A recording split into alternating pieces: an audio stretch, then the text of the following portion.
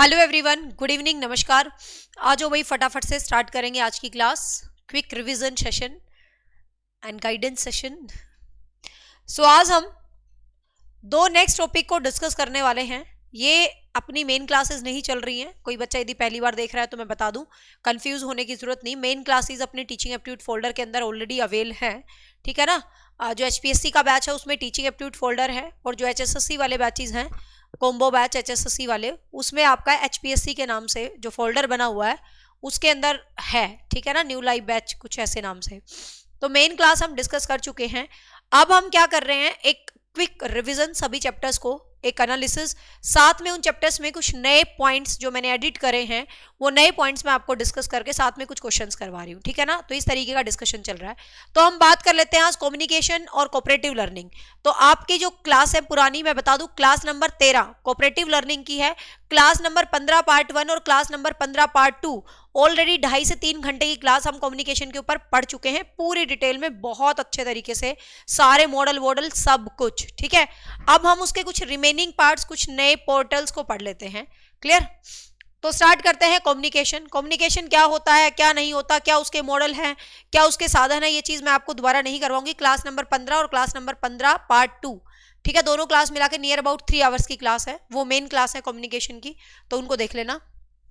और ये जो एडिटिंग करवा रही हूँ ये बहुत ज्यादा इंपॉर्टेंट है, तो इनको भी साथ करना है। अब बात कर लेते हैं संचार एवं संप्रेषण, मतलब सूचना और कम्युनिकेशन। आपको पता है भाई, सूचना में एक सेंडर होता है, एक रिसीवर होता है, सब मैंने खूब समझा रखा तुम्हें वहां पर, ठीक है। इवन मैंने इंग्लिश मीडियम में भी अलग से कम्युनिकेशन डाला और हिंदी में भी पूरा 2 क्लास करवाई हुई है।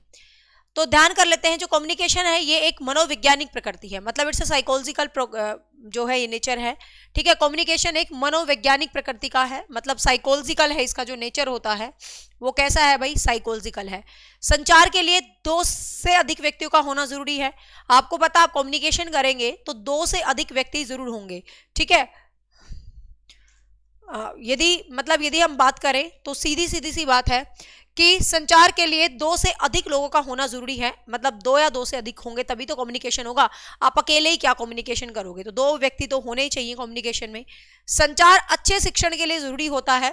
एक बढ़िया टीचिंग के लिए, एक बढ़िया टीचिंग लर्निंग प्रोसेस के लिए कम्युनिकेशन बहुत जरूरी है, आपको पता है।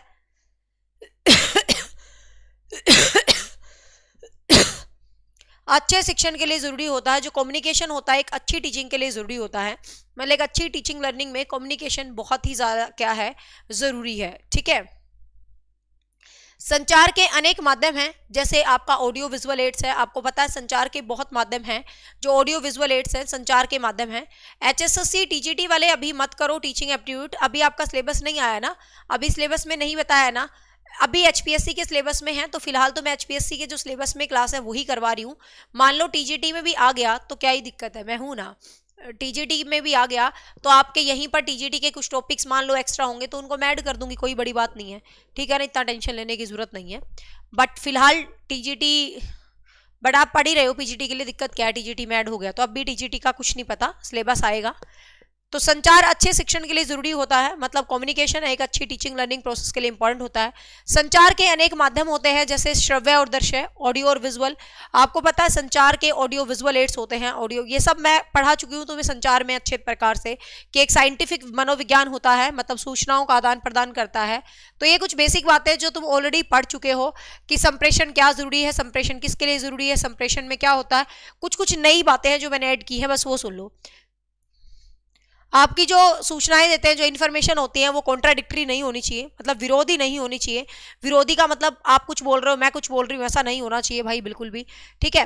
तो ये चीज आपको ध्यान रखनी है, यथासंभव चीजों को आपको मैनेज करके रखना। अब नए पॉइंट्स पे आ जाओ जो हमें ऐड करने हैं, ठीक है। शॉर्ट फैक्चुअल क्वेश्चंस, जो कि फैक्चुअल क्वेश्चंस आजकल पूछे जा रहे हैं एग्जाम में। मतलब कम्युनिकेशन कैसे शुरू हुआ, देखो कम्युनिकेशन का मतलब सिर्फ बातें ही नहीं है।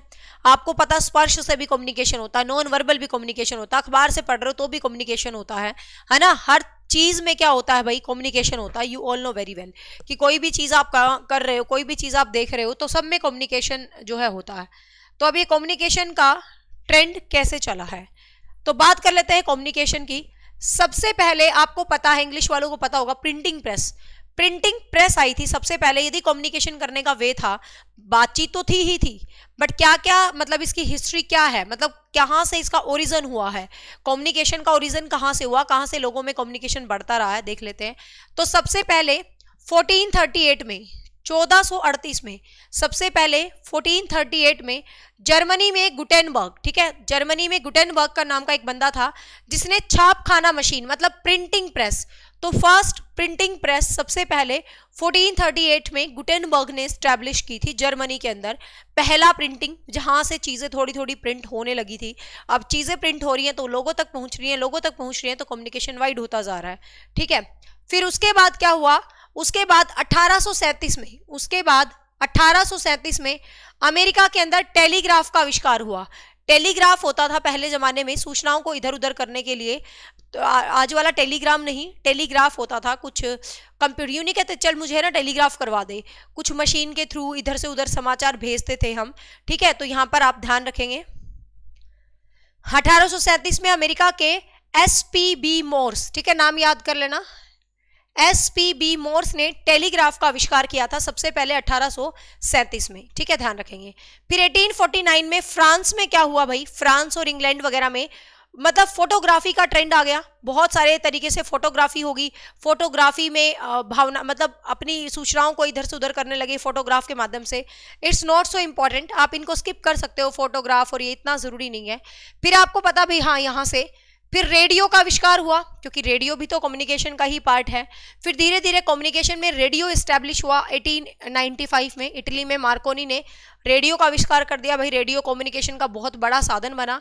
फिर 1900 में आपकी फोटोस्टेट जो मशीन है, ठीक है, फ्रांस में एब रेने ने फोटोस्टेट मशीन, फोटोस्टेट मशीन से बहुत इजी हो गया, ठीक है, नोट्स ये वो हर चीज फोटोस्टेट होने लगी। तो फोटोस्टेट मशीन कम्युनिकेशन को बढ़ा रहा है। कम्युनिकेशन का मतलब ये नहीं है सिर्फ बोलना, कम्युनिकेशन का मतलब अपने विचारों को आदान प्रदान करना, चाहे आप किताब से कर रहे हो, चाहे आप फोटोग्राफी से कर रहे हो, चाहे रेडियो से कर रहे हो, किसी चीज से भी आप कर सकते हो, ठीक है।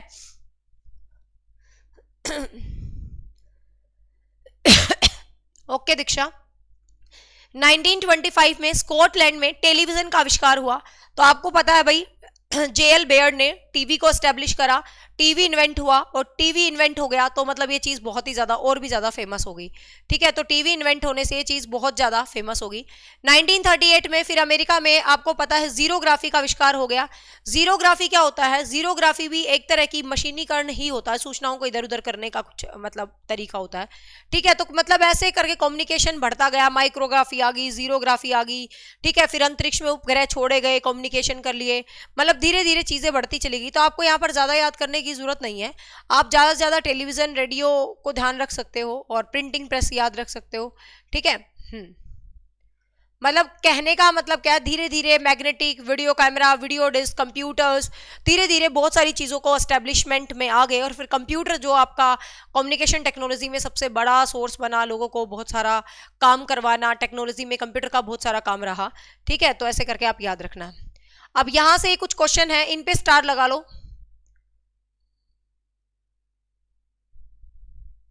इन पे स्टार लगा लो कि गवर्नमेंट ने कम्युनिकेशन में मतलब कम्युनिकेशन टेक्निक को बढ़ाने के लिए क्या क्या करा है, ठीक है। सरकार ने कम्युनिकेशन, आजकल ऐसे फैक्चुअल क्वेश्चंस देखने को मिल रहे हैं, सरकार ने कम्युनिकेशन को बढ़ावा देने के लिए मतलब क्या क्या किया है, ठीक है। ये फैक्ट याद कर लो, ऊपर वाले फैक्ट तो स्किप भी कर सकते हो, कोई ज्यादा जरूरी नहीं है, इतना नहीं पूछेगा, ये फैक्ट आप याद करेंगे। 18 अक्टूबर 2000 को सूचना कम्युनिकेशन मतलब जो आपकी टेक्नोलॉजी है, इंफॉर्मेशन टेक्नोलॉजी, उसके लिए कानून बना लिया कि भाई इंफॉर्मेशन भी आप प्रदान कर रहे हो तो अच्छे तरीके से प्रदान करो। ये नहीं है कि कुछ आपके जी में आ रहा, कुछ भी बोले जा रहे हो, यदि रिसीवर उसको समझ ही नहीं रहा तो आपकी उस इंफॉर्मेशन का कोई मतलब ही नहीं है। तो इसके लिए भी स्पेशल रूल्स बन गए, ठीक है। तो पहला क्वेश्चन आपका बन जाएगा, सूचना तकनीकी कानून जो इंफॉर्मेशन टेक्नोलॉजी रूल है वो कब बना है, ठीक है। तो इंफॉर्मेशन टेक्नोलॉजी रूल 18 अक्टूबर 2000, 18 अक्टूबर 2000 को क्या बना है आपका, सूचना तकनीकी इंफॉर्मेशन टेक्नोलॉजी कानून, ठीक है, ध्यान रखेंगे। फिर 2001 में क्या हुआ, ई गवर्नेंस वर्ष के रूप में मनाया गया। ई गवर्नेंस का मतलब समझ रहे हो, हर चीज ई का मतलब क्या होता है, हर ई का मतलब क्या होता है, ऑनलाइन प्लेटफॉर्म, जैसे आप और हम जुड़े हैं, हर चीज ऑनलाइन हो रही है, तो ये ई गवर्नेंस है, ठीक है ना।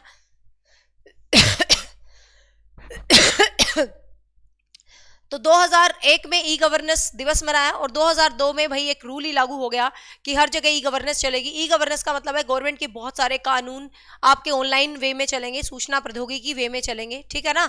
फिर पूरी योजनाएं बना दी ई गवर्नेंस के लिए कि भाई जो सूचनाएं टेक्नोलॉजी हम काम करेंगे तो पूरी हम योजना बना रहे हैं, ठीक है। तो ई गवर्नेंस के लिए पूरी योजनाएं बनाना शुरू कर दी 2002 से 2007। ई गवर्नेंस की 5 वर्षीय योजना स्टैब्लिश करी कि 5 साल भाई हमारे ये टारगेट्स हैं, हम सूचना को इलेक्ट्रॉनिक को यहाँ ले जाएंगे, वहां ले जाएंगे, ठीक है। ई का मतलब इलेक्ट्रॉनिक मीडिया, एक तरह से ऑनलाइन मीडिया, डिजिटल मीडिया, कुछ भी आप कह सकते हो, ठीक है। 21 जनवरी 2004 में किसान कॉल सेंटर बना दिया, मतलब किसानों को भी धीरे धीरे ला दिया कि भाई तुम्हें भी कोई दिक्कत नहीं है, तुम्हारी भी कोई समस्याएं हैं तो हम तुम्हारी सारी समस्याओं को ऑनलाइन सुनने वाले हैं, ठीक है। तो यहाँ पर ध्यान रखना। मार्च 2004 में ई गवर्नेंस का न्यूनतम एजेंडा इस पॉइंट को छोड़ दो, इस पॉइंट को भी छोड़ दो, इस पॉइंट को भी छोड़ दो, ये 3 पॉइंट याद कर लेना बस, ठीक है। ये 3 याद करना, ये सारे पॉइंट छोड़ दो। फिर आपको पता है 2005 में आरटीई एक्ट आया, ठीक है। आरटीई नहीं भाई, राइट टू एजुकेशन नहीं है, ये आरटीआई है, राइट टू इंफॉर्मेशन, सूचना का अधिकार। आप किसी से भी आरटीआई लगा के सूचना मांग सकते हो कि ऐसा क्यों हुआ, ऐसा क्या है, सरकार में कितनी नौकरी खाली है, सरकार का क्या है, कुछ भी है। तो ये हमें अधिकार मिला है कि आप कोई भी इंफॉर्मेशन यदि प्राप्त करना चाहें तो आप आरटी के माध्यम से इंफॉर्मेशन प्राप्त कर सकते हैं। ये इंपॉर्टेंट डेट है, इसको आप याद रखेंगे, 12 अक्टूबर 2005, ठीक है। 12 अक्टूबर 2005 को आया राइट टू इंफॉर्मेशन, सूचना का अधिकार। हर इंसान को अधिकार है कि वो किसी से कैसे भी सूचना को प्राप्त कर सकता है, ठीक है। Now you can Harish. 18 मई 2006 को ई गवर्नेंस योजना बनाई गई। After the class you can. 18 मई 2006 को ई गवर्नेंस योजनाएं बनाई, मतलब गवर्नमेंट ने बहुत सारी योजनाएं बनाई, ठीक है। आप इनमें से सारी योजना छोड़ दो, आपको सिर्फ पहली 2 याद रखनी है और ये आरटी वाली योजना याद रखनी है, बाकी बीच की सारी छोड़ दो, बाकी बीच की आपकी टीचिंग में नहीं पूछी जाएंगी, ये अलग अलग एग्जाम्स के लिए हैं, ठीक है। तो आप यहाँ पर 12 बस ये आरटी वाली याद रख लेना और सबसे पहले जो सूचना ये मतलब कानून बनाए, ये पहली 3 याद कर लेना और लास्ट वाली, ठीक है। बाकी याद करने की जरूरत नहीं है, छोड़ देना। फिर भाई टेक्नोलॉजी में डिफरेंट काम आए, क्या क्या आया देख लो भाई, क्या। अब यहाँ पर ये कुछ मिशंस हैं जो कि चलाए हैं, आपको याद रखना है कौन सा मिशन कब चलाया गया था सरकार के द्वारा, ठीक है। तो ये मिशंस आपको याद रखने, ये लेटेस्ट मिशन है। डिजिटल इंडिया मिशन, लास्ट में जो आप क्वेश्चंस पूछे लास्ट में आंसर दूंगी सबके। Digital India mission, digital India mission की यदि हम बात करें तो इसका प्रारंभ जुलाई 2015 में हुआ था प्रधानमंत्री नरेंद्र मोदी के द्वारा, ठीक है। इस मिशन के तहत सभी सरकारी सेवाओं को इलेक्ट्रॉनिक तरीके से जनता को उपलब्ध करवाना है। तो ध्यान रखना, ई मतलब डिजिटल इंडिया मिशन, आपने सुना होगा ना, इंडिया डिजिटल हो रहा है, हमारा देश बदल रहा है ना। तो इंडिया डिजिटल हो रहा है, इसका मतलब क्या है भाई कि आपको डिजिटली हर सुविधाएं मोबाइल पे मिल रही हैं, एप्लीकेशन पे मिल रही हैं, ऐप पे मिल रही है। ये डिजिटलाइजेशन ही तो है जो आप और हम पढ़ रहे हैं, तो कहीं ना कहीं डिजिटल इंडिया ही है ये, ठीक है। तो भाई ये आपको ध्यान रखना, जुलाई 2015 में, बस ये याद रखना, मोदी की जब पहली सरकार आई थी तो उसके 1 साल बाद ही इन्होंने e mission, digital India mission start कर दिया था।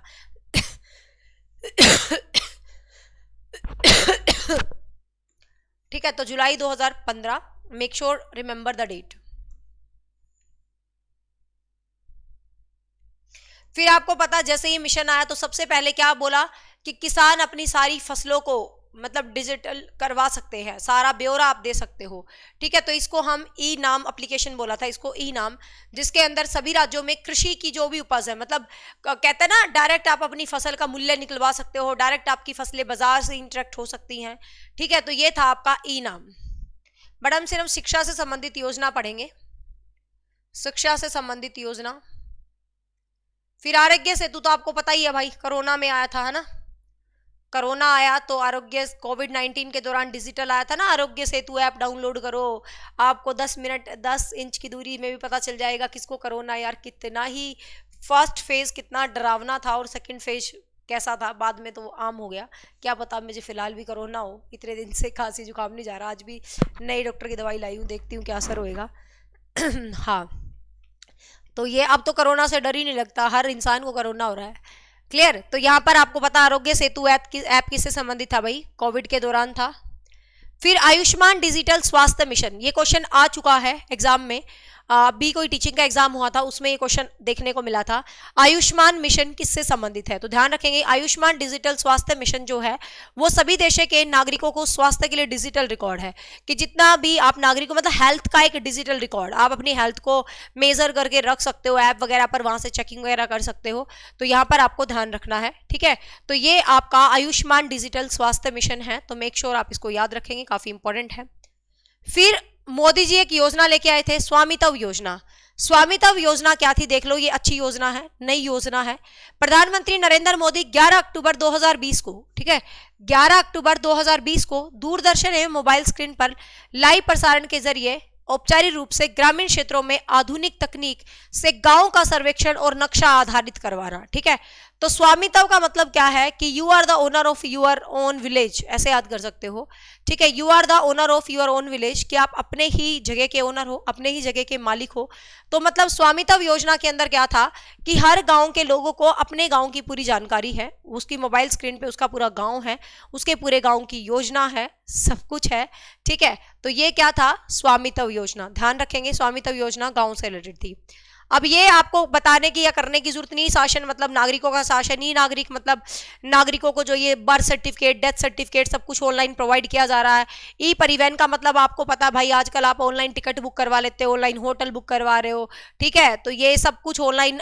ई न्यायालय का मतलब है आप कोई रिट दायर करना है, तो सारे सब कुछ आजकल ऑनलाइन हो रहा है भाई, कुछ भी आपने करना है सब ऑनलाइन आप कर सकते हो, ठीक है।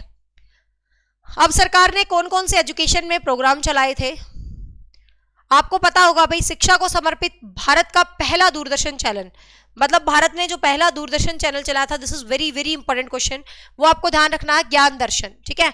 ज्ञान दर्शन, आपको ध्यान हो DD1 पर एक प्रोग्राम आता था ज्ञान दर्शन करके, फिर बाद में ज्ञान दर्शन चैनल ही बन गया था, तो वो शिक्षा के लिए बनाया गया था। तो क्वेश्चन बहुत ज्यादा इंपॉर्टेंट है, ध्यान रखेंगे। 26 जनवरी को शुरू हुआ था ये, ठीक है। पूर्णतः शिक्षा को समर्पित भारत का प्रथम दूरदर्शन चैनल था ज्ञान दर्शन 1, वेरी इंपॉर्टेंट क्वेश्चन है, ध्यान रखेंगे। फिर भाई ज्ञान दर्शन 2 आ गया, लेकिन जिसका नाम रख दिया गया बदल के एकलव्य चैनल। एकलव्य आपको पता है शिष्य था द्रोणाचार्य, पता होगा सबको, कहानी अंगूठा काट के देने वाली, महाभारत तो सबने पढ़ी ही होगी, ठीक है। तो एकलव्य चैनल भी कहा जाता था। तो ज्ञान दर्शन 2 को एकलव्य चैनल, तो एकलव्य चैनल 2003 में शुरू किया गया था। मतलब कहने का मतलब ज्ञान दर्शन चैनल का ये एडवांस वर्जन था एकलव्य चैनल, और एकलव्य चैनल भी पूर्णतः शिक्षा को समर्पित था, जो कि एक दूसरा चैनल था शिक्षा के लिए, जो कि 2003 में, दोनों ही चैनल आपको ध्यान रखना है 26 जनवरी को शुरू किए गए थे। एक 2000 में किया गया था और एक 2003 में किया गया था। मेक श्योर आप इनका जो डेट है, ईयर है, उसको याद करेंगे, डेट तो 26 जनवरी ही है। फिर आपको पता है यार, बहुत सारे लोग ऐसे हैं आज भी जिनके पास टीवी नहीं है। अब आप सोचोगे यार सच में, हाँ हमारा इंडिया बहुत गरीब है, सच्ची बात यह है कि हमारा इंडिया बहुत गरीब है। आज भी हजारों की तादाद, लाखों की संख्या ऐसी है जिनके पास टीवी नहीं है, कुछ नहीं है, लेकिन बहुत सारे लोग हैं आज भी रेडियो को सुनते हैं, ठीक है। अब आपकी जनरेशन तो शायद तुम मुझसे थोड़े बड़े तो नहीं हो, मतलब कुछ तो मेरे साथ के ही होंगे, कुछ बड़े भी होंगे, लेकिन कुछ यंग जनरेशन भी हो, तो रेडियो का ट्रेंड तो तुमने नहीं देखा होगा। यंग जनरेशन तुम टीवी पे चल रहे होगे, बट हम रेडियो सुनते थे, मेरे दादाजी रेडियो सुनते थे, सारे दिन समाचार सुनते थे, और संडे को वहाँ पर आता था, हम रेडियो के विविध भारती केंद्र से बोल रहे हैं, बड़े अच्छे अच्छे गाने सुनाता था, और ऐसे ऐसे स्टेशन, वो भी जिंदगी का अपना मजा था। रेडियो में 2 ही बटन होते थे, एक छोटे वाला ऑन ऑफ वाला और एक गोल वाला बड़े वाला, उसको ऐसे ऐसे घुमाते रहो, एक जगह आता था बढ़िया सा गाना, फिर वहीं स्टॉप कर देते थे। तो मतलब रेडियो का भी अपना एक आनंद होता था, ठीक है। तो भाई ये जो आकाश ज्ञानवाणी था, ये FM रेडियो स्टेशन पर आधारित एक रेडियो चैनल था, लेकिन अब तो आपको पता है भाई FM आ गया था बहुत पहले ही, है ना। ये तो रेडियो तब होता था जब हम बच्चे होते थे, तब रेडियो का ज्यादा ट्रेंड था, ठीक है। और लेकिन जब हम स्कूल्स में आए, कॉलेज में आए, तब तो FM आ गया था, मतलब रेडियो पर मस्त मस्त स्टेशन, FM का भी अपना ही क्रेज था। अब तो FM का ट्रेंड कम हो गया, खैर दिल्ली वगैरह में तो लोग अब भी FM पे ही सुनते हैं गाने, लेकिन आजकल तो सब अपने मोबाइल में और हॉटस्पॉट और पता नहीं क्या क्या आ गया, ठीक है। लेकिन वो एक अलग ही क्रेज होता था रेडियो का। पहली बार FM आया, FM 93, है ना, रेडियो मिर्ची, FM 92, कितना सुना करते हम कॉलेज में सारे दिन FM पे गाने, है ना।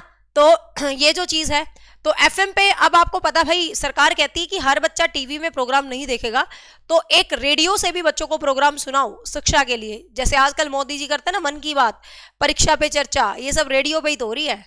तो रेडियो के लिए जो शुरू हुआ था उसको बोला गया था ज्ञानवाणी, ठीक है।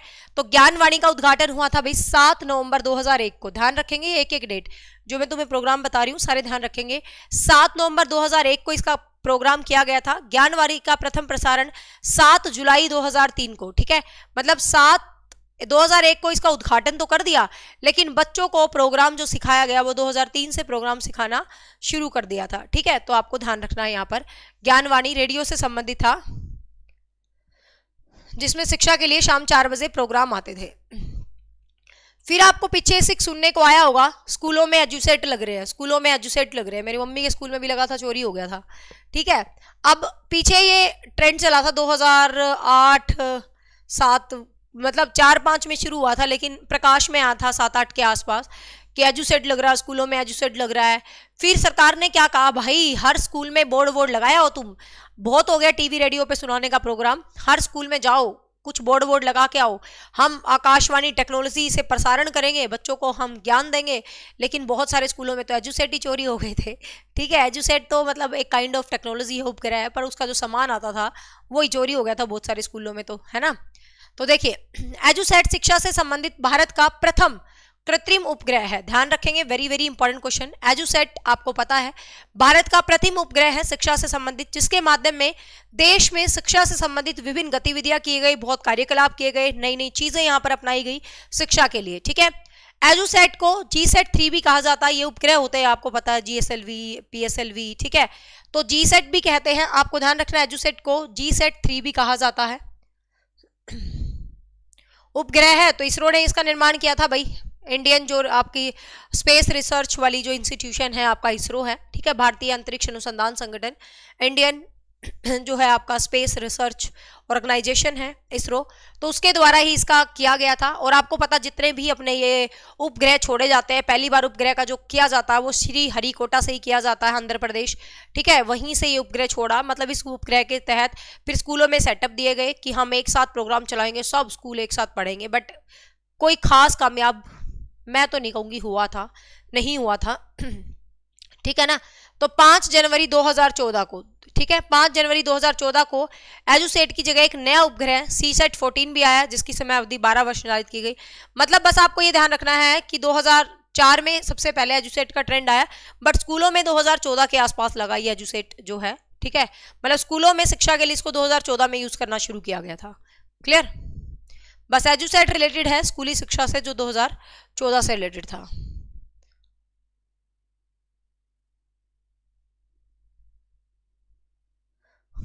ई मित्र, अब ई मित्र आपने ध्यान दिया हो बैंकों के साइड में एक दुकान खुली रहती है। आप नॉर्मल डेली रूटीन में बैंक जाते हो, अब तो खैर नहीं जाते सारे, फोन पे गूगल पे टिक टिक टिक टिक। वैसे मैंने एक चीज नोट करी है, फोन पे गूगल पे होने से है ना पैसा हमारा ज्यादा खर्च होता है। जब हम अपने पर्स में से निकालते हैं ना, सोच के पैसा निकालते हैं, मतलब ऐसा लगता है यार पर्स खाली हो गया, थोड़ा बंदा सोचता है, मतलब 2 मिनट लगाता है पैसे को बाहर निकालने में। वो कहते हैं ना बढ़िया फील होता है पैसा पर्स में हो तो, 1 सेकंड लगती है पैसे को बाहर निकालने में। लेकिन जब से फोन पे और गूगल पे आए हैं, क्या तुमने फील किया है, मतलब मुझे ऐसा फील होता है कि सच में ज्यादा पैसा वेस्ट होता है अपना। हम कहीं भी जा रहे हैं, पहले मान लो हमारे पास पैसा नहीं है तो हम आ जाते हैं, भाई कुछ नहीं लिया, पैसा तो है ही नहीं। जैसे बच्चे कहेंगे मम्मी चीज दिलवा दो, पैसे ही नहीं है मैं कहां से दिलवा दूं, ऐसे होता था ना पहले।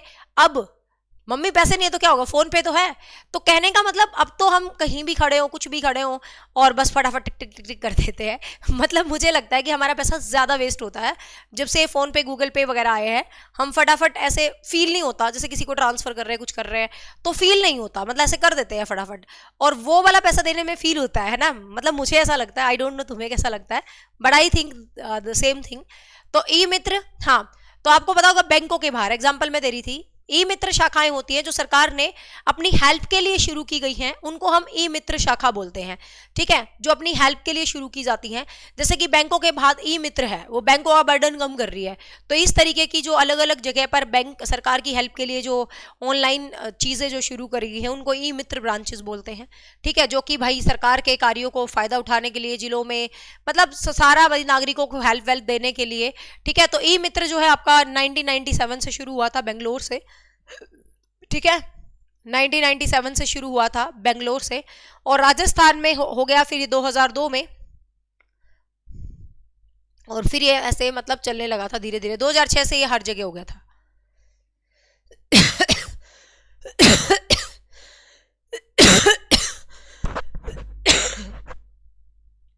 ई मित्र का जो नया पोर्टल है उसका नाम है एसएसओ, ध्यान रखना, सिंगल साइन ऑन। तो ये ई मित्र के पोर्टल का नया नाम है। ठीक है, e Mitra is a old fashion name, अब इसका नया नाम है, जैसे कि मुगल गार्डन का नया नाम कर दिया अमृत उद्यान। ठीक है, तो ये जो नए नए नाम हो रहे हैं, तो ये एक तरह से वही है। ई मित्र का जो न्यू वर्जन है डेट इज एसएसओ। ठीक है, तो ये उसका नया पोर्टल है जिसका एसएसओ नाम है। ये छोड़ दो आप ई मित्र। ई गवर्नेंस आपको पता ही है।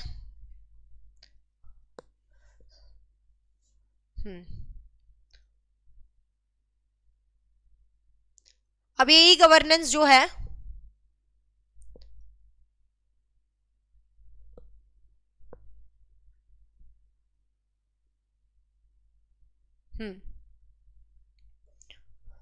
देखो, अब ये जो ई गवर्नेंस है, तो ई गवर्नेंस क्या कर रही है, जो ई गवर्नेंस है ये 3 प्रकार के और प्रोग्राम्स चला रही है जो अपनी गवर्नमेंट है ये ई गवर्नेंस। तो क्या है, इसके 3 कार्यालय है इंपॉर्टेंट, 3 प्रोग्राम्स है इंपॉर्टेंट। एक है swan, state wide area network.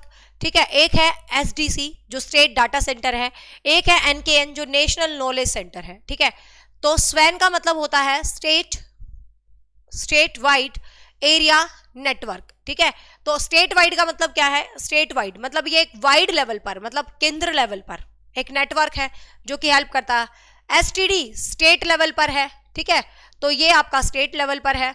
और एनके नेशनल नॉलेज, ये आपका पूरा राष्ट्रीय स्तर पर जो है डाटा उपलब्ध करवाने का प्रोग्राम है। बाकी आप इनको छोड़ सकते हो क्योंकि ये जो योजनाएं हैं बेसिकली ये हरियाणा में इतनी फेमस नहीं हुई है। ठीक है, तो हमें क्वेश्चन वही आएगा जो योजना हरियाणा से ज्यादा फेमस है। तो ये योजना हरियाणा में कोई इतनी फेमस नहीं है, तो if you want then you can skip it, skip भी कर सकते हो, कोई जरूरी नहीं है इसको। ई आधार आपको पता ही है भाई, सब कुछ आधार से जोड़ा जा रहा है ना। आपको 12 अंकों की संख्या दी गई है आधार नंदन नीलकेनी के द्वारा, सबको पता होगा भाई ई आधार। ठीक है, आधार नंबर यूएडीआई का गठन 28 जनवरी 2009 से किया गया था। ठीक है, तो आधार नंबर 28 जनवरी 2009। आधार ऐसा हो गया जिससे हमारा आधार ही चला गया, मतलब हमें पता ही नहीं हमारी प्राइवेसी क्या है, हमारी सिक्रेसी क्या है, सब कुछ हमारा सरकार के पास है ना। ऐसा हो गया आधार नंबर, तो अब हर चीज आधार से जुड़ गई है, ये कोई करने की जरूरत नहीं है।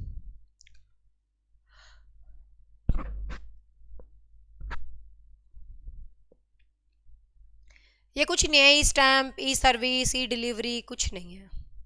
ठीक है, ये कुछ एजुकेशन के क्वेश्चन है, मैं इसमें सिर्फ वही चीज करवा रही हूँ जो एडिटिंग है। ठीक है ना, मेन कम्युनिकेशन मैं आपको पढ़ा चुकी हूँ ऑलरेडी, कहीं सोचो कि यही कम्युनिकेशन है।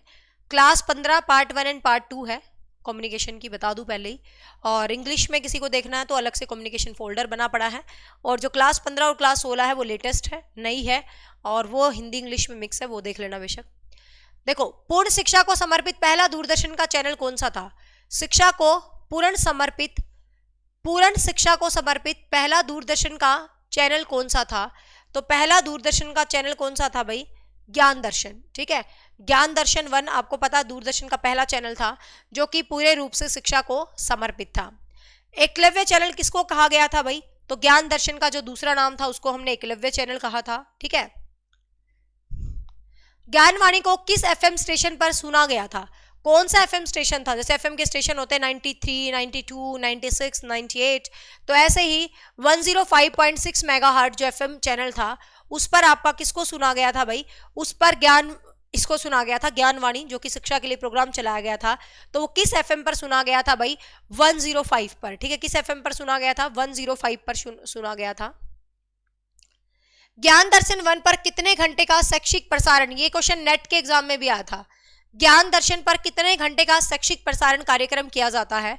तो ज्ञान दर्शन पर लगभग 24 घंटे का प्रसारण कार्यक्रम किया जाता है। ठीक है, मतलब 24 घंटे तक आप मतलब ज्ञान को प्रसारित कर सकते हैं, मतलब 24 घंटे का प्रसारण आप कहने का मतलब बच्चों को दे सकते हैं। ठीक है, शैक्षिक प्रसारण कार्यक्रम किया जाता है 24 घंटे का, ध्यान रखेंगे। मतलब 24 घंटे का ज्ञान आप टीवी के माध्यम से बच्चों को दोगे, लेकिन ये नहीं है कि लगातार 24 घंटे, कभी भी आप उनको मतलब सेट करके दे सकते हो। शैक्षिक टीवी कौन सा है? ज्ञान दर्शन है, दूरदर्शन है, ज्ञान दर्पण है या विविध भारती है? तो आपको पता है ज्ञान दर्शन जो है शिक्षा का चैनल है। एजुएसएआर उपग्रह की जगह भारत का कौन सा उपग्रह प्रतिस्थापित किया गया था? कि कौन सा उपग्रह था जो पहले एजुएसएआर उपग्रह था, तो उसकी जगह कौन सा उपग्रह था जो शिक्षा में यूज किया गया था? तो एजुसेट जीसेट 14। ठीक है, तो जीसेट 14। शैक्षिक उपग्रह कौन सा था? जीसेट था, ये ध्यान रखना, जी सेट था, पी सेट था, ऐसे क्वेश्चन डाल देते हैं।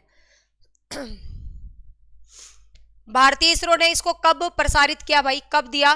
सितंबर 2004 में। ठीक है, एजुसेट को सितंबर 2004 में, ध्यान रखेंगे, एजुसेट सितंबर 2004 में शिक्षा में इस्तेमाल किया गया। अंतरिक्ष में मतलब छोड़ा गया, कुछ भी कह सकते हो। ज्ञान दर्शन की नोडल एजेंसी कौन सी है? ज्ञान दर्शन की एजेंसी मतलब ये जो आपके चैनल्स चलते हैं किस एजेंसी के थ्रू चलते हैं? आईआईटी से चलते हैं। ठीक है, अब कई बच्चे यहाँ पर थोड़ी सी गलती करेंगे, वो सोचेंगे कि एनसीईआरटी से चल रहा है। एनसीईआरटी से ऑनलाइन पोर्टल थोड़ी ना चल रहे हैं। ठीक है, तो ये चीज ध्यान रखना, ऐसे क्वेश्चन आ जाते हैं। ज्ञान दर्शन की नोडल एजेंसी जो इसको सुविधा दे रही है तो वो आईआईटी है, आईआईटी की टेक्नोलॉजी के थ्रू चल रहा है ये।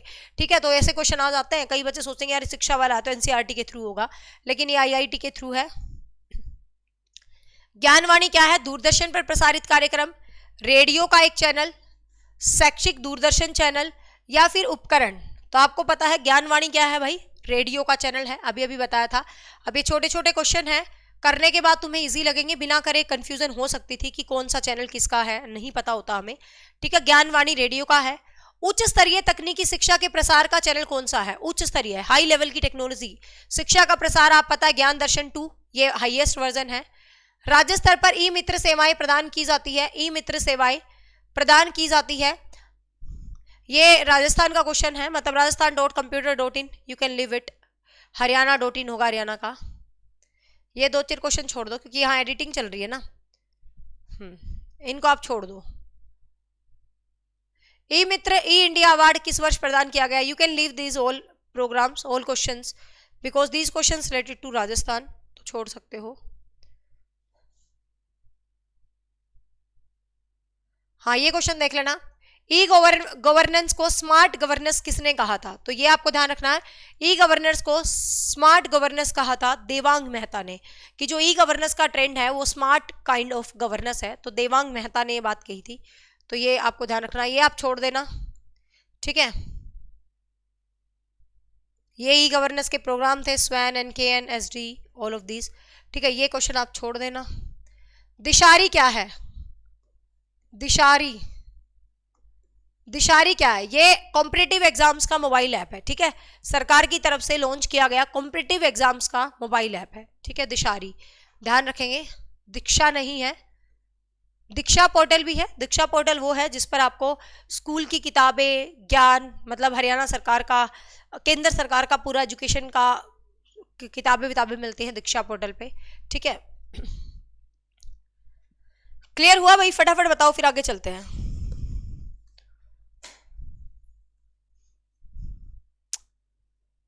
आज तो पता नहीं, मेरे को ऐसे लग रहा है चक्कर आने वाले हो रहे हैं।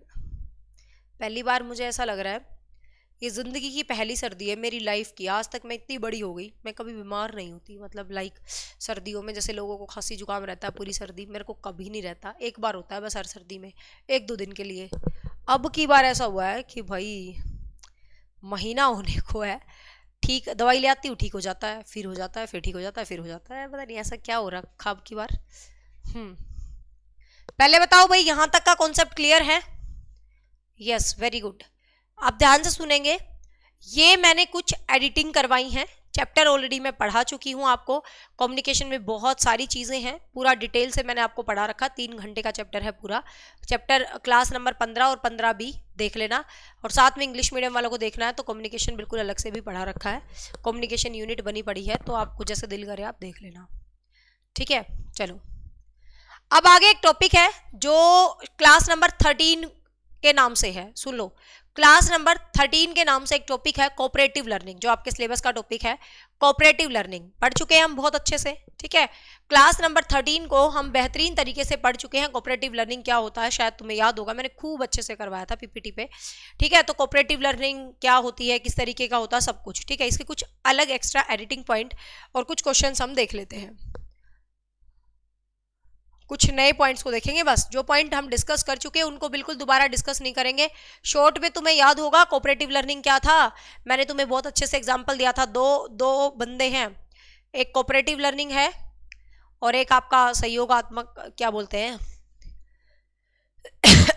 एक सहयोगात्मक है और एक आपका सहकारी है, ठीक है ना। कोऑपरेटिव लर्निंग को हिंदी में बोलते हैं सहकारी अधिगम, ठीक है। एक होता है सहयोगात्मक अधिगम। तो सहयोगात्मक अधिगम में क्या होता है, आप मिलकर पढ़ रहे हो, जैसे मर्जी पढ़ रहे हो, आप और मैं पढ़ रहे हैं, मेरे जी में आए वो मैं करवा रही हूँ, आपके मन में आए आप करवा रहे हो। तो ये तो क्या था, अपना सहयोगात्मक लर्निंग है। जैसे फ्रेंड्स आपस में मिलके पढ़ते हैं, कोई भी आपस में मिलके पढ़े हैं, तो वो तो आपका वो है, ठीक है ना, सहयोगात्मक अधिगम है। लेकिन सहकारी अधिगम कोऑपरेटिव लर्निंग के अंदर क्या होता है, जब आप मिलके पढ़ते हो लेकिन सिस्टमैटिक, टीचर जब उस ग्रुप को बनाता है, टीचर उसको ऑब्जर्व कर रहा है, लेकिन आप सब इंडिविजुअल, हाँ उसको इंग्लिश में बोलते हैं कोलैबोरेटिव लर्निंग। तो एक होता है कोलैबोरेटिव, एक होता है कोऑपरेटिव। तो कोलैबोरेशन का मतलब क्या है, आप और मैंने कोलैबोरेशन कर लिया, भाई तुम ऐसा करो मैं ऐसा करूंगी, किसी तीसरे की हमारे ऊपर कोई झंझट नहीं है, तो वो तो है कोलैबोरेशन। आप कुछ भी कर रहे हो मिलके, एक ग्रुप है, कोई खेल रहा है, कोई बैठ रहा है, कोई खा रहा है, कुछ मर्जी कर रहे हो, डेट इज कोलैबोरेशन, ठीक है। और कोऑपरेटिव में क्या होता है, आप सिस्टमैटिक रूप से बैठे हो, सिस्टमैटिक रूप से पढ़ रहे हो, टीचर आपको गाइड कर रहा है, आपने कोई गलती करी तो आप इंडिविजुअल खुद जिम्मेवार माने जाओगे। ध्यान रखना, आपका जो आउटपुट आएगा वो तो पूरी टीम का आएगा, लेकिन जो गलती होगी वो आपकी इंडिविजुअल होगी। भाई यूं नहीं कहते तेरी वजह से खराब हो गया सारा काम, ग्रुप में एक निकम्मा हो तो ये नहीं कहते तेरी वजह से हार गए हम सारे, तो आप जो जाता है ना रिजल्ट वो इंडिविजुअल को जाएगा। तो भाई कोऑपरेटिव लर्निंग एक ऐसा कॉन्सेप्ट है जिसका परिचय 1991 में दिया था, किसने भाई, जॉनसन एवं स्मिथ ने, ठीक है। यहां से क्वेश्चन याद करना, कोऑपरेटिव लर्निंग किसने दिया था, जॉनसन और स्मिथ के द्वारा दिया गया था कोऑपरेटिव लर्निंग। पता ही है कोऑपरेटिव लर्निंग क्या है भाई, शिक्षण को छोटे छोटे समूह में बांट देना। कोऑपरेटिव लर्निंग निम्न सिद्धांतों पर आधारित है। जो आपका कोऑपरेटिव लर्निंग है किस सिद्धांत पर आधारित है, अभ्यास के द्वारा सीखने पर, मतलब आप कुछ भी प्रैक्टिस कर रहे हो, कुछ भी अभ्यास कर रहे हो तो अभ्यास के द्वारा सीखने पर है। अनुकरण, आप किसी को इमिटेट कर रहे हो, इमिटेट करके सीख सकते हो, आप लर्निंग बाय डूइंग करके सीख सकते हो, करके सीख सकते हो, मतलब किसी भी तरीके से आप कोऑपरेटिव लर्निंग सीख सकते हो। आप एक्सपीरियंस ले रहे हो, आप टीचर को इमिटेट कर रहे हो, आप करके सीख रहे हो, तो कोऑपरेटिव लर्निंग मतलब सारे ही सिद्धांतों पर जो है काम करती है, आपको पता है, ठीक है। सहकारी अधिगम एक अधिगम प्रक्रिया है, नीति है, जिसमें छात्रों को एक समूह में सहयोगपूर्ण रूप से स्वयं अधिगम अर्जित करने के अवसर दिए जाते हैं। सहयोगपूर्ण रूप का मतलब टीचर आपको सपोर्ट कर रहा है, टीचर आपको गाइड कर रहा है और आपको विभिन्न मतलब सक्रिय रूप से आप अपने कामों को कर रहे हो, लेकिन टीचर आपको क्या कर रहा है भाई, गाइड कर रहा है, ठीक है। यहाँ पर आपको ध्यान रखना, एक समूह के अंतर्गत अनुरक्षण करते हुए अधिगम को, मतलब एक समूह में आप रहते हो और इसमें कम ही बच्चे होते हैं, मतलब 3-4, मतलब कम समूह होता है ये, मतलब 3-4-5 बच्चों का, कम बच्चों का समूह जो है यहाँ पर बनाया जाता है, आपको ध्यान रखेंगे।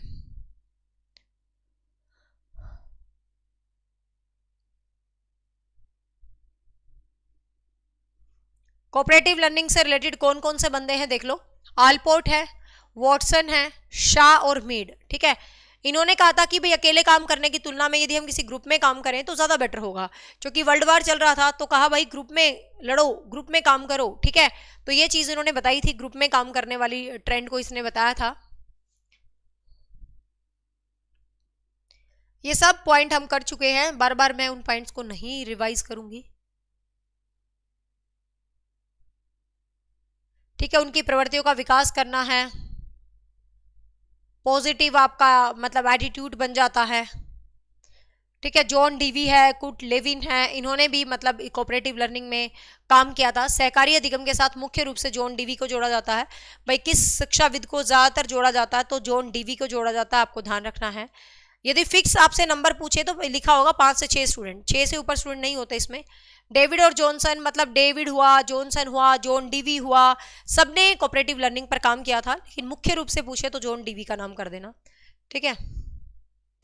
हाँ, ये कुछ धारणाएं हैं जो शायद हमने नहीं की थी, पता नहीं की थी क्या, की थी। कुछ मान्यताएं हैं कि भाई ये विद्यार्थी केंद्रित होता है, जो कोऑपरेटिव लर्निंग है ये विद्यार्थी केंद्रित। अब ये है कि सहकारी अधिगम की कुछ धारणाएं, कुछ मान्यताएं, भी लोग ऐसा मानते हैं कि कोऑपरेटिव लर्निंग ये होती है, ठीक है। तो सबसे पहले विद्यार्थी केंद्रित। सहकारी अधिगम की विचारधारा शिक्षण अधिगम प्रक्रिया को विद्यार्थी केंद्रित बनाने में विश्वास करती है, ना कि सब्जेक्ट केंद्रित, ना कि शिक्षक केंद्रित। वो कहती है भाई कोऑपरेटिव लर्निंग तो स्टूडेंट सेंटर्ड होनी चाहिए, स्टूडेंट जो सोचता है वही होनी चाहिए। आपकी पॉजिटिव कंस्ट्रक्टिव विचारधारा बनाती है, मतलब आप खुद मेहनत करते हो, खुद प्रोत्साहित करते हैं, तो कंस्ट्रक्टिव विचारधारा बनाती है, ठीक है। परस्पर इंटरेक्शन होता है कोऑपरेटिव लर्निंग में, आपको पता ही है, ये बता चुकी मैं, वो सारी क्वालिटीज हैं। छात्रों की जिम्मेवारी होती है, you are responsible for your acts, आप अपने एक्ट्स के लिए जिम्मेवार होते हो, ठीक है। अध्यापक सहायक के रूप में जो सहकारी अधिगम होता है वो अध्यापक के रूप में होता है, हेल्पर, मतलब आपका अध्यापक है जो फैसिलिटेटर है, आपका हेल्पर है, ठीक है। सामूहिक रूप से प्रयास किए जाएंगे, प्रतिस्पर्धा बिल्कुल ग्रुप में की जाती है, सहयोगपूर्ण वातावरण होता है, इवेल्युएशन बेहतर होता है। ये क्वेश्चन आपको याद रखना, सामूहिक और व्यक्तिगत दोनों जिम्मेवारी होती हैं, लेकिन यदि क्वेश्चन आए स्पेशल आपको एक को चूज करना पड़े कि कैसी जिम्मेवारी होती है, तो इंडिविजुअल, व्यक्तिगत, ठीक है। आपका डेमोक्रेटिक रिजल्ट होगा, लेकिन इंडिविजुअल आपकी रिस्पॉन्सिबिलिटी होगी, ठीक है। तो ये चीज ध्यान रखना, क्लियर। तो सामूहिक जिम्मेवारी होती है, मतलब पूरा समूह, लेकिन रिस्पॉन्सिबल आप खुद होंगे यदि कुछ गलत हो जाता है। तो गाइडेंस होती है, ये सब पता ही है आपको, ठीक है। इसमें आमने सामने की बातचीत होती है, इंटरेक्शन होता है, और पॉजिटिव रूप होता है, छात्र स्टूडेंट एक दूसरे में भाग ले लेते हैं, मतलब ये सब होता है इसके अंदर। अब ये देख लो, नया क्वेश्चन है जो ऐड किया है। क्वेश्चन आ सकता है इसमें से कि कोऑपरेटिव लर्निंग के कौन से एलिमेंट नहीं होते। तो कोऑपरेटिव लर्निंग के 5 एलिमेंट होते हैं, ठीक है, 5 तत्व होते हैं। कोऑपरेटिव लर्निंग के 5 एलिमेंट होते हैं, 5 तत्व होते हैं, ठीक है। मुझे ये समझ नहीं आता, मैंने आज की क्लास में इंग्लिश में क्या नहीं बोला, सारे शब्द तो मैं इंग्लिश में बोल रही हूँ। अब ये बताओ जो इंग्लिश मीडियम वाले स्टूडेंट हैं, कि मैं ये बोल रही हूँ कोऑपरेटिव लर्निंग, इंटरेक्शन, जिम्मेवारी, रिस्पॉन्सिबल, फिर उसको एक्सप्लेन, मतलब क्या आप इतनी भी हिंदी नहीं समझते? यदि मैं ये कह रही हूँ कि 2 स्टूडेंट मिलकर इंटरेक्शंस कर रहे हैं, तो दे आर डूइंग इंटरेक्शंस, ये बिल्कुल ही ऐसा बोलना पड़ेगा। मेन जो शब्द है, मैं मेरे ख्याल से हर शब्द को बोल रही हूँ। आपको कहाँ दिक्कत आ रही है? मतलब जो इंग्लिश मीडियम स्टूडेंट है, मुझे एक बार बताओ, क्योंकि बात होती है मुख्य शब्दों की, मेजर शब्द, कि मैम ये है ना, हिंदी में अजीब लग रहा है, समझ नहीं आता, और मेरे ख्याल से पूरी की पूरी क्लास में मैंने हर शब्द को इंग्लिश में बोला है साथ, हर शब्द को इंग्लिश में बोला है मैंने साथ। तो मतलब कहाँ आपको दिक्कत आ रही है, ये बताओ मुझे, कि कहाँ समझ नहीं आ रही। मतलब यूं तो हम सभी लोग हरियाणा से ही हैं, मुझे लगता है यार, we are not from America and London, कि आपको ये ही समझ नहीं आ रहा कि मैम बोली क्या रही है। मतलब इतनी अंग्रेजी है आपकी, तो I will try to speak each and every word in English, लेकिन मुझे ये लगता है कि हर एक शब्द को मैं इंग्लिश में बोल रही हूँ, ठीक है। तो उसका एक्सप्लेनेशन है, वो तो एक अंडरस्टैंडिंग चीज है, मतलब अंडरस्टैंड करेंगे हम कि भाई ये हो रहा है, ये हो रहा है। तो मुझे लगता है कि इतना तो हमारा लेवल नहीं है कि हमें कुछ हिंदी बोला हुआ शब्द ही ना समझ आ रहा हो, तो ऐसा है। और मैंने आपको बोल दिया कि पीडीएफ मैं आपको इंग्लिश में प्रोवाइड कर दूंगी संडे को, या एक एक लाइन टू लाइन अंग्रेजी में बोलनी है। मतलब 2-3 ही बच्चे, मुझे लगता है पूरे 100 बच्चों, पता क्या होता है, बात मैं आपको बताती हूँ। आपको पता मुझे इंग्लिश से कोई प्रॉब्लम नहीं है, ठीक है, मैं हर वर्ड को इंग्लिश में बोलती हूँ, मेरा सब्जेक्ट है, मुझे दिक्कत नहीं है। लेकिन एक क्लास में 100 बच्चे हैं, जिसमें से 97 बच्चे हिंदी मीडियम पढ़ रहे हैं, ठीक है, और 2-3 बच्चे हैं जिनको पूरा इंग्लिश में चाहिए। तो उनके लिए मैं क्या कर रही हूँ, इंग्लिश में पीडीएफ बनवा दूंगी, हर एक शब्द को मैं इंग्लिश में बोल रही हूँ, और हर बच्चे की हेल्प होगी, आप टेंशन ना लो। लेकिन क्या इतनी दिक्कत है, मैं जनरल पूछ रही हूँ, I am not commenting anyone, कि यार तुम हरियाणा से हो, क्या तुम्हें यही समझ नहीं आ रहा कि मैडम बोल क्या रही है? अब पीछे जितने भी बात थे, यदि तुमने ध्यान से सुना हो, मैंने हर एक शब्द को इंग्लिश में बोला है। मैंने, मतलब तुम्हें ये बता दो बस मुझे, कि मैंने ये बोला कि भाई छात्र रिस्पॉन्सिबल है, पर्सनल क्रिएटिविटी है, कंस्ट्रक्टिविज्म है, हर एक शब्द को मैं इंग्लिश में बोल रही हूँ। फिर बाद में मैं उसको बता रही हूँ भाई पर्सनल कंस्ट्रक्टिविज्म क्या है, रिस्पॉन्सिबिलिटी क्या है। तो क्या मतलब आप समझ नहीं पा रहे? मतलब अंग्रेजी वाले बच्चे मेरा कहने का अभिप्राय नहीं समझ पा रहे क्या? अर्थ नहीं समझ पा रहे क्या? पीडीएफ मैंने आपको बोल दिया कि मैं संडे को प्रोवाइड कर दूंगी इंग्लिश में, होता है भाई, क्योंकि इंग्लिश में जो पढ़ रहे हैं उनको इंग्लिश में ही बेटर लगता है, नो डाउट। तो उस चीज को मैं अपोज नहीं कर रही हूँ, लेकिन समझाते टाइम अब मैं ये थोड़ी ना बोलूंगी कि they are doing this thing and they are doing this thing, ऐसे इतना तो एडजस्टमेंट चलता ही है। हर एक मेन शब्द मैं आपको बता के दे रही हूँ, ठीक है। अब मैंने बोला एलिमेंट्स ऑफ कोऑपरेटिव लर्निंग, तो मैंने इंग्लिश में बोला तो है इसको, सहकारी अधिगम के तत्व के साथ मैंने बोला है element of English, element of cooperative learning, ठीक है, कि कोऑपरेटिव लर्निंग के क्या एलिमेंट्स हो सकते हैं। तो क्या हम बिल्कुल ही ये बोलेंगे there are the 5 elements of cooperative learning? तो मैंने बोला कोऑपरेटिव लर्निंग के 5 एलिमेंट होते हैं, तो बस एलिमेंट शब्द आ गया ना भाई। जिसको ये नहीं पता तत्व क्या होता है, एलिमेंट होता है, तो मुझे लगता है कि समझ लेते हैं बच्चे। एक है ना, अपने दिमाग से ये हटा दो, मतलब मैं ये नहीं कह रही कि मैं इंग्लिश मीडियम प्रोवाइड नहीं करूंगी, मैं तुम्हें इंग्लिश मीडियम प्रोवाइड करूंगी, ठीक है, कंटेंट भी और क्वेश्चंस भी। लेकिन मैं एक छोटी सी बात कहूंगी, माइंड मत करना, हम इतने भी अंग्रेज नहीं हैं कि हमें हिंदी समझ ही ना आ रही हो। यार तुम सब हरियाणा से हो, हमारी मदर टंग है हरियाणवी हिंदी, तो ऐसा तो मुझे नहीं लगता कोई बच्चा ऐसा बना है जिसको मतलब हिंदी समझ ही ना आ रही हो। Try to understand. बाकी लास्ट में एक दिन पूरा अंग्रेजी में बकबक भी कर लेंगे, ठीक है, डोंट वरी। और बीच में आपने देखा होगा यूट्यूब पे मैंने कई बार अंग्रेजी में क्वेश्चन लाने की कोशिश करी है। मैं जैसे ही अंग्रेजी में क्वेश्चन लाती हूँ, 3 बच्चों को छोड़ के कोई बच्चा क्लास नहीं देखता। क्या कहते हैं, सिर के ऊपर से चली गई जी, सिर के ऊपर से चली गई। तो अब ये बताओ कि 97% के हिसाब से मैं कंटेंट क्रिएट करूं या 3% के हिसाब से? आई नो हर बच्चा ग्रेट होता है, हर बच्चा इंडिविजुअल डिफरेंसेस है, बीइंग ए टीचर हर बच्चे की जरूरत मुझे समझनी है। तो उसके लिए क्या होता है, उसके लिए इंग्लिश में पीडीएफ प्रिपेयर कर रही हूं मैं, ठीक है ना। तो मतलब इतना मत अपने आप को वो बनाओ कि हमें तो कति कुछ पल्ले नहीं पड़ रहा जी, मतलब हम तो बहुत ज़्यादा, ma'am I studied from the Oxford University, I don't know what you are saying, मतलब ऐसे मत यार अपने आप को बनाओ। और सरकारी स्कूलों में टीचर लगोगे तुम, कख नहीं आता बड़कों को, सही बताऊं, ठीक है ना। अब यदि आपने नोटिफिकेशन में एक चीज पढ़ी होगी कि आपको हिंदी भाषा का ज्ञान जरूर होना चाहिए। यदि आपको हिंदी भाषा का ज्ञान नहीं है ना, तो आप सरकारी स्कूल में टीचर लगने के लायक नहीं हो। मैं आपको एक क्लियर बात बता रही हूँ। मतलब मैं इसलिए नहीं बोल रही कि मैं अंग्रेजी में पीडीएफ नहीं दूंगी, अंग्रेजी में पीडीएफ दूंगी, बट मेरी बात को कान खोल के सुन लो जो बहुत अंग्रेज हैं बच्चे। यदि आपको ये नहीं पता इस शब्द की हिंदी क्या है, तो आप सरकारी स्कूल में कैसे ही पढ़ाओगे, ठीक है। सरकारी स्कूल में बच्चे को पढ़ाने के लिए आपको दोनों भाषाएं होनी चाहिए। ये प्राइवेट स्कूल से नहीं है, इंग्लिश टू इंग्लिश बोल दिया, बच्चों को ये नहीं पता कि 36 को 36 बोलते हैं। I don't like this education, मेरे बच्चों को नहीं पता, मुझे तो पसंद ही नहीं है ये एजुकेशन। दोनों भाषाओं का ज्ञान आपको होना चाहिए। सरकारी स्कूल में जा रहे हो ना, तो दोनों भाषा सीख के जाना। यूं ना बच्चों का बेड़ा गर्क कर देना, उनना कुछ समझ ना आवे फिर वो नंबर ना ले, दोनों चीजों में उनको समझाना, ठीक है। तो दोनों भाषाओं समझो, दोनों भाषाओं पे अपनी पकड़ बनाओ।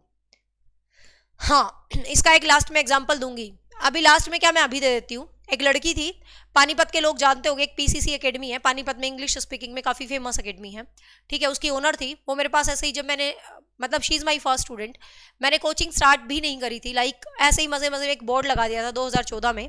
तो वो लड़की मेरे पास एस्टेट की कोचिंग लेने आ गई।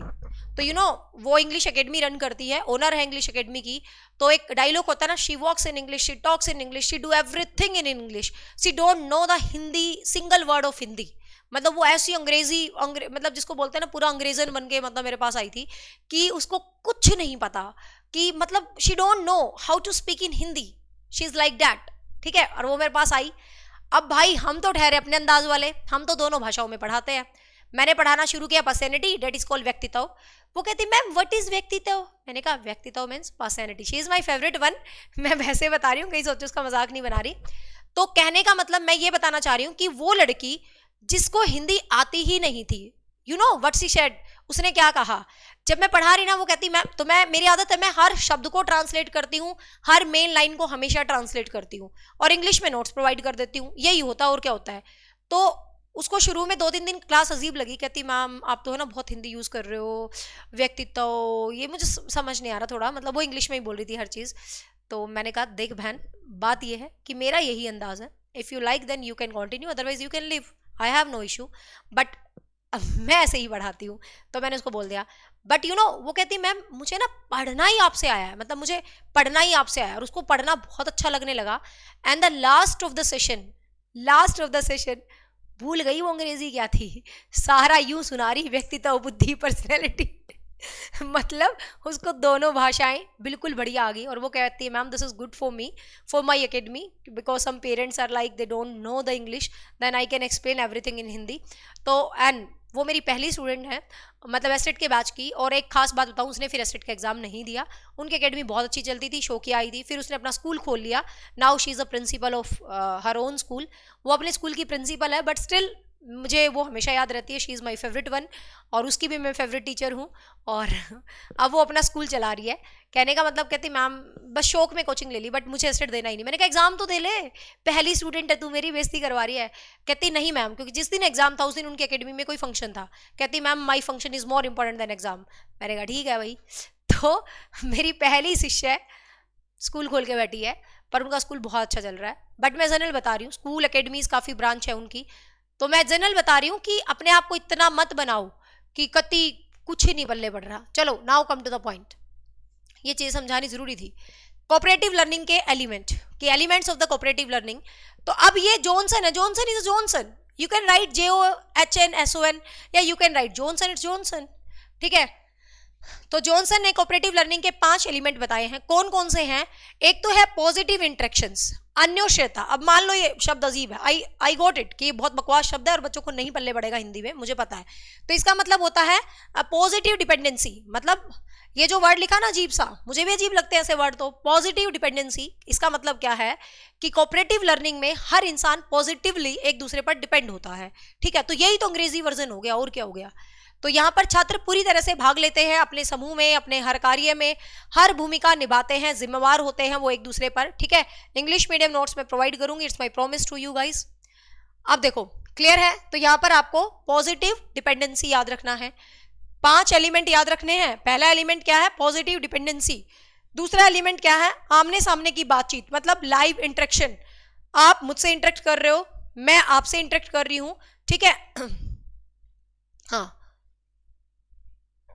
क्लियर। तो आमने सामने की बातचीत मतलब इंटरेक्शन बोलते हैं हम इसको, कि इंटरेक्शन, एक शिष्य एक सदस्य दूसरे से इंटरेक्ट कर रहा है, आप मुझसे इंटरेक्ट कर रहे हैं, मैं आपसे इंटरेक्ट कर रही हूँ। तो ये जो चीज़ है ये क्या है? आमने सामने का इंटरेक्शन। तो आपको ध्यान रखना है। व्यक्तिगत और सामूहिक, यही बात है। इंडिविजुअल और जो आपका ग्रुप होता है उसकी रिस्पॉन्सिबिलिटी होती है, इंडिविजुअल और जो ग्रुप है उसकी रिस्पॉन्सिबिलिटी है। कोई भी काम आप करते हो तो ध्यान रखेंगे कि आप इंडिविजुअल रूप से रिस्पॉन्सिबल हैं।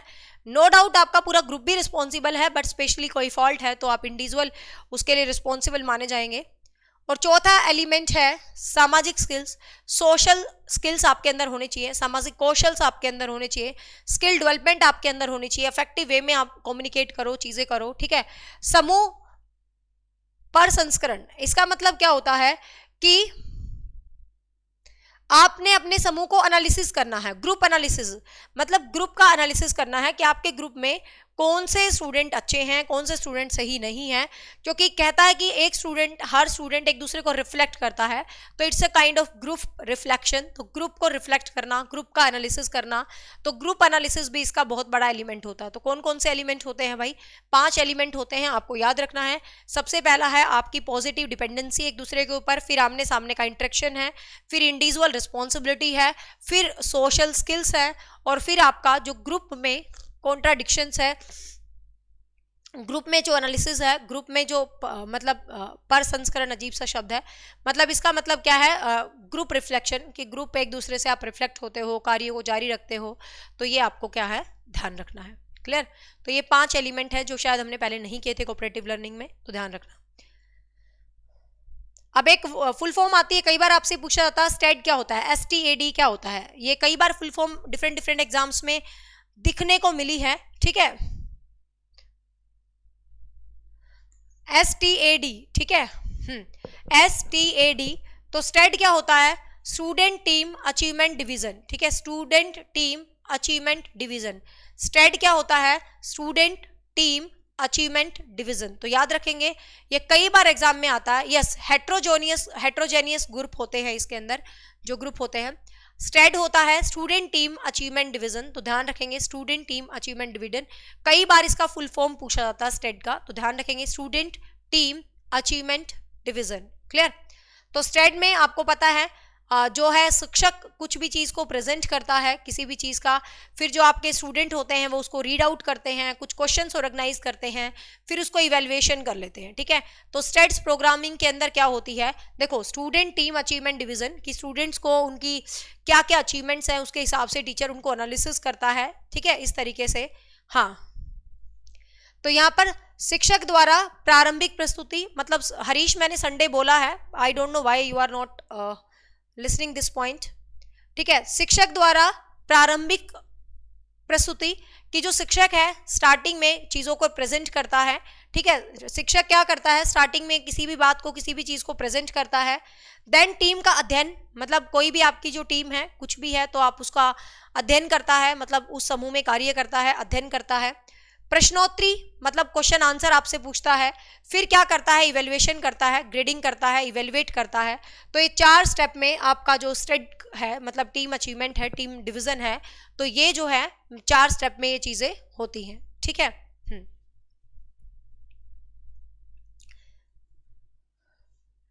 ये हम पढ़ चुके थे उसके अंदर, है ना, सहकारी अधिगम के, मतलब ये आपका अनफॉर्मल होता है, फॉर्मल है, और ये पढ़ चुके थे। कौन सी स्ट्रेटजीज है, कौन सी टेक्निक है,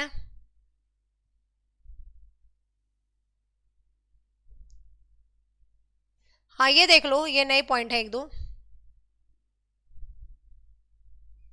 देखो ये 1-2 नए पॉइंट है, ये देख लो, देखो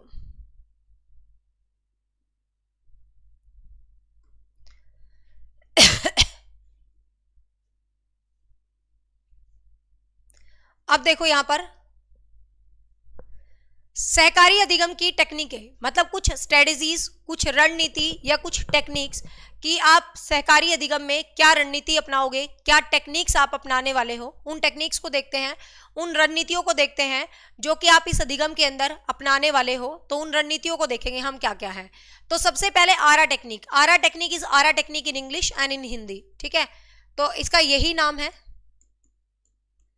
आरा टेक्निक, मतलब जो आप कोऑपरेटिव लर्निंग के अंदर टेक्निक अपनाते हो तो उसमें से एक टेक्निक है आरा टेक्निक।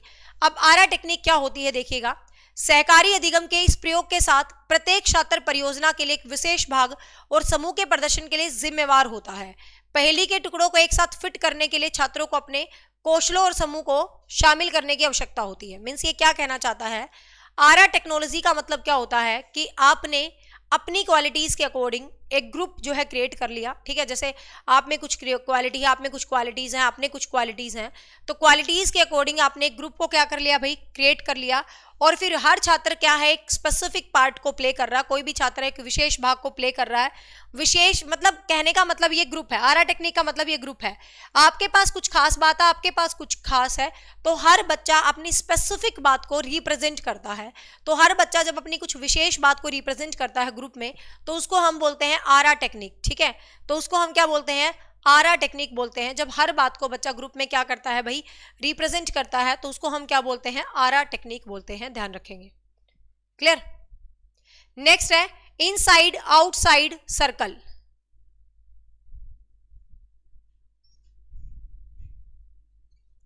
इसमें क्या होता है, देखो इनसाइड एंड आउटसाइड सर्कल वैसे ही क्लियर है, इनसाइड एंड आउटसाइड।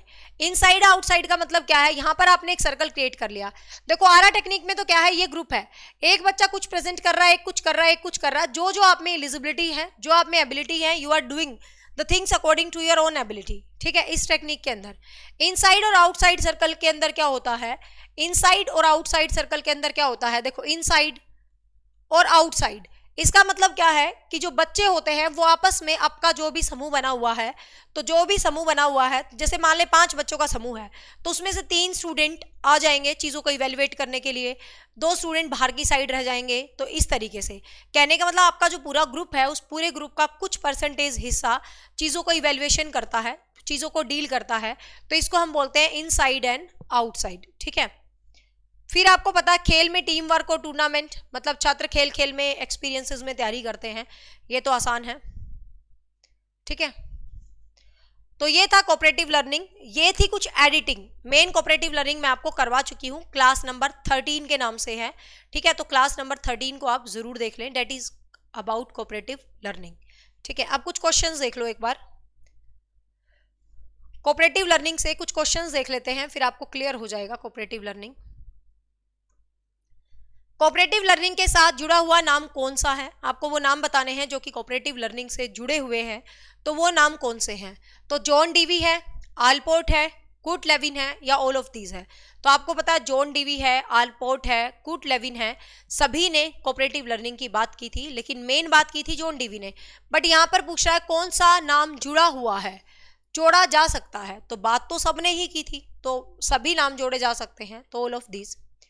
कोऑपरेटिव अधिगम क्या होता है, बाल केंद्रित होता है, अध्यापक केंद्रित मतलब चाइल्ड सेंटर्ड, स्टूडेंट सेंटर, समाज सेंटर होता है, या ये ऑटोक्रेटिक होता है, अपनी मनमानी चलाता है।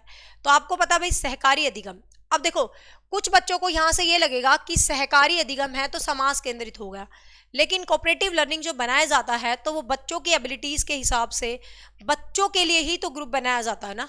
तो ध्यान रखेंगे, कई सहकारी शब्द को देख के समाज केंद्रित कर देते हैं, बट यहाँ पर समाज केंद्रित आपको नहीं करना है। कोऑपरेटिव लर्निंग जो है वो भी चाइल्ड सेंटर्ड है, कहीं ना कहीं बालक केंद्रित ही होता है। नेक्स्ट है सहकारी अधिगम के तत्व। अभी अभी हमने किया है कि कौन से एलिमेंट होते हैं, 5 एलिमेंट्स हमने डिस्कस किए थे, जिसमें से 3 एलिमेंट यहाँ पर लिखे पड़े हैं, डिपेंडेंसी, सोशल स्किल्स और आपका जो ग्रुप प्लानिंग है, तो सभी एलिमेंट्स होते हैं। ठीक है, सहकारी अधिगम फॉर्मल भी होता है, ये हम फर्स्ट पार्ट में कर चुके, इनफॉर्मल भी होता है और आपका समूह आधारित भी होता है, तीनों होता है। स्टैट की फुल फॉर्म अभी अभी डिस्कस की थी, स्टूडेंट टीचर अचीवमेंट डिवीजन। ठीक है, स्टैट की फुल फॉर्म कई एग्जाम्स में आई है बार बार, ये स्टैट की फुल फॉर्म आपको ध्यान रखनी है। अध्यापक की भूमिका कैसी होती है भाई, सहकारी अधिगम में जो अध्यापक है वो एक सहयोगी है, मतलब आपको कोऑपरेट करता है, आपकी चीज़ों के लिए सहयोग कर रहा है, आपको कोऑपरेशन दे रहा है।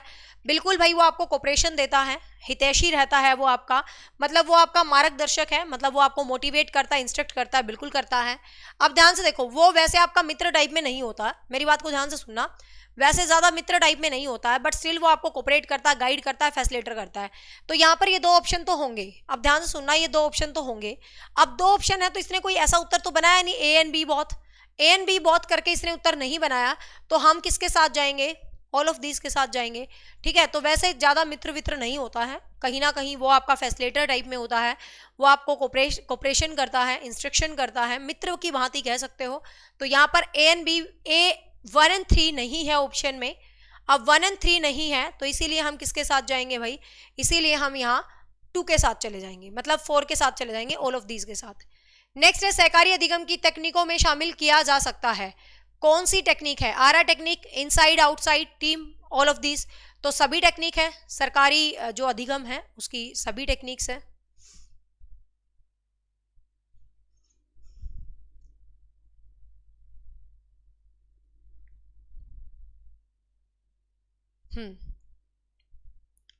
तो इसकी सभी टेक्निक होती हैं भाई सरकारी अधिगम की। ठीक है, तो आपको ध्यान रखना, आरा टेक्निक भी है, साइड इनसाइड है, खेल टूर्नामेंट भी है, तो सारी टेक्निक सरकार सहकारी अधिगम के लिए हम यूज करते हैं। तो आंसर रहेगा यहाँ पर भी फॉर।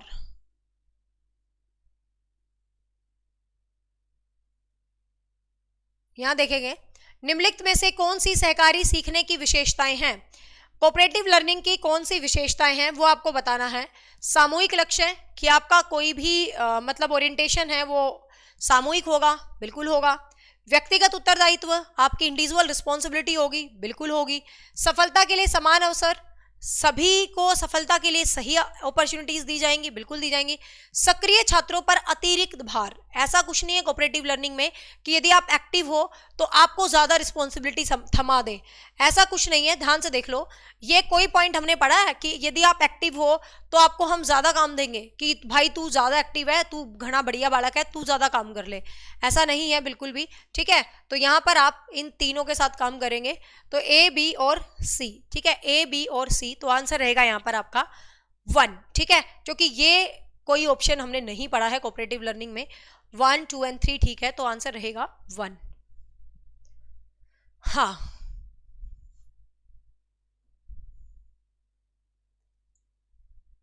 सहकारी अधिगम में क्या होता है भाई, 2 या 2 से अधिक शिक्षक साथ पढ़ाते हैं या छात्र साथ कार्य करते हैं, तो छात्र साथ कार्य करते हैं, पता है आपको।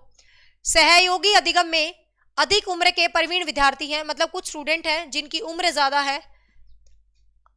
सहयोगी अधिगम में अधिक उम्र के प्रवीण विद्यार्थी हैं, मतलब आपकी उम्र ज्यादा है, आप बहुत एक्टिव स्टूडेंट हैं। छोटे और कम निपुण विद्यार्थियों की मदद करते हैं, मतलब आप खुद ज्यादा एक्टिव हो लेकिन आपसे जो कम एक्टिव है आप उनकी हेल्प कर रहे हो। तो ये चीज क्या है, ये एक कंपटीशन है, मतलब ये एक प्रतियोगिता है। उच्च नैतिक विकास है, एक हाईली डेवलपमेंटल आपका विकास है। समूह में कॉन्फ्लिक्ट होता रहता है, आप ऐसा करोगे। या उच्च उपलब्धि और आत्म सम्मान विकसित होता है, तो डेफिनेटली आपकी अचीवमेंट, आपका सेल्फ एस्टीम विकसित होगा। यदि आप खुद किसी की हेल्प कर रहे हो तो आपको खुद से एक संतुष्टि मिलेगी, आत्म सम्मान विकसित होगा, सेल्फ एस्टीम विकसित होगा। तो बिल्कुल यहां पर ऐसा होने वाला है, तो आंसर रहेगा 4।